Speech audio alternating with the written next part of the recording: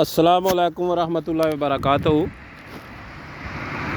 ये दोस्तों मैं आज इधर दरियाए चनाब की तरफ आया हूँ, सियालकोट साइड पे। ये दरियाए चनाब के पुल के पास एक बेरी के ऊपर ये नीलो तार है। ये देखो इसके ये इसके फूल हैं, ये नीलो तार के फूल हैं। ये देखो ये बेरी फुल भरी है। मैं इसको उतारूंगा इंशाल्लाह, इससे शैम्पू और ऑयल तैयार करूंगा। बालों के लिए बेहतरीन ऑयल तैयार होता है, जो कि बाल लंबे भी करता है, घने भी करता है, मोटे भी करता है। जिस तरह ये इसकी नीलो तार, इसको आकाश बेल भी कहते हैं, जिस तरह इसकी ये लंबी लंबी टहनियाँ है ना, इसी तरह ये बालों को लंबा लंबा कर देती है। मैं इंशाल्लाह अभी इधर से उतारूंगा और इससे शैम्पू तैयार करूंगा और इंशाल्लाह ऑयल तैयार करूंगा। अपनी दुआओं में याद रखें।